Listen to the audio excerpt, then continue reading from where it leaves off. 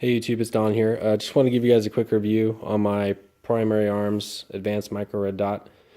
Talk a little bit about the rifle, show you guys a grouping I did today at 50 yards. The range I go to is from 50 to 200. So what I like to do is set at one or two targets at 50, 100, and then I hit the 200-yard gong.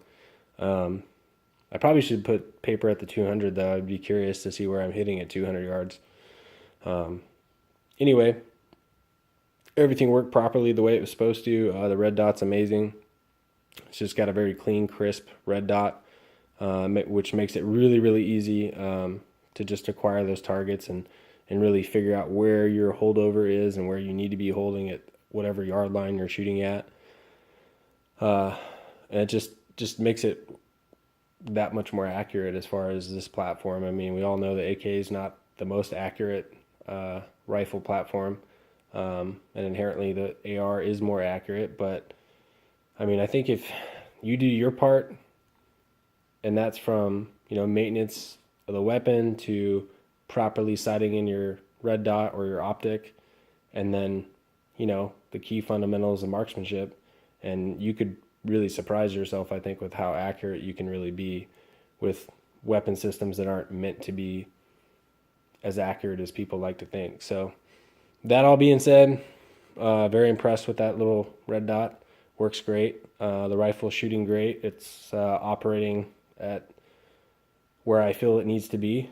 It was kind of cool today, actually. It was kind of gray out and a little dark this morning, and my Dracone muzzle brake was barking pretty loud and was throwing out some pretty big flashes. So that was kind of cool to see, and it kind of definitely got the attention to the two guys to my left and right that were shooting different rifles that weren't necessarily this style of rifle, the kind of more hunting. But anyway, that was kind of cool to see. But I'm going to show you guys some groupings at 50 yards. Again, I don't know how many shots I put in on that specific target because I shot like 6 mags. I changed my targets a couple times. I kind of I did the first set. I kind of resighted everything and got everything where I wanted it to be just to make sure, just that confirmation. And then I put new targets up, and these are the last targets I put up at the 50, 100, and 200. Again, 200 was just the gong. The 100 wasn't much different from my 50, so I just didn't even bother. I looked at it and was like, oh, that's kind of similar, and I could explain that on YouTube. Next time I will, just so you guys know. And there was a difference. So I think anyone that shoots fairly regularly would tell, okay, that's definitely probably 50 and 100, and maybe even I'll throw paper out to 200 and kind of see where my groups are out there.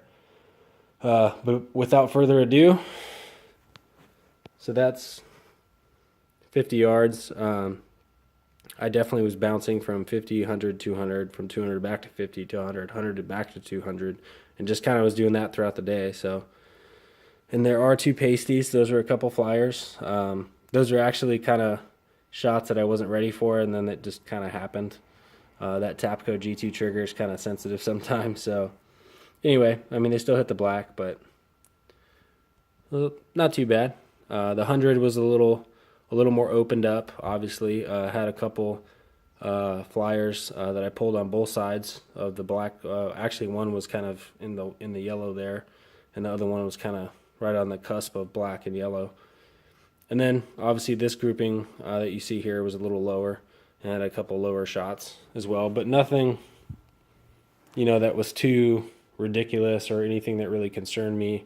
I just think I was rushing a shot or anticipating that shot, or pulled the trigger instead of squeezed it. I mean, it's just all these little things that, as avid shooters that we are, we kind of notice and pick up on. And when you've been shooting as long as I have, or guys that shoot or have shot a lot longer than I have, you can kind of know, like, damn, I just pulled that shot, and you can just almost know what you're doing wrong, and then it happens, and you're like, oh yeah, that's what I did. So anyway, I would like to say that my prayers go out to the families of the lost law enforcement officers in Dallas, and to the families of the wounded, and just to their community. And to communities like theirs that are in turmoil right now.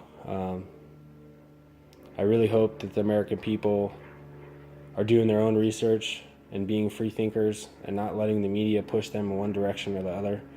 Um, like the sheriff of Milwaukee, he kind of hit the nail on the head that, this is a ploy that the leftist liberals are using against us. This is what they want. They want a socialistic type government. I mean, it's pretty obvious in what they're doing, but not to go into that. I just pray for our country, and I hope that we can figure it out and figure out how to work things out together and not allow anyone's political agenda or personal agenda to sway how we as Americans treat each other. Anyway, I just want you to know that I love you guys, and I hope that you guys are being safe and just making the right decision and understanding that, yes, you can't maybe make a change, but you definitely can make a change in your community and the way you look and the way you talk to people. And, when you see stupid shit, you stand up for what's right. And if we do that together, I mean, we can do many great things. But we got to start with ourselves and in our own communities and branch from there to stop this violence and to stop this race shit that doesn't even need to be an issue anymore. So, that being said, I wish you all the best and keep shooting, and again, just be safe out there. There is evil people in the world, but not all of them are black people, and not all of them are cops, and not, you know what I mean? It's just, I don't know.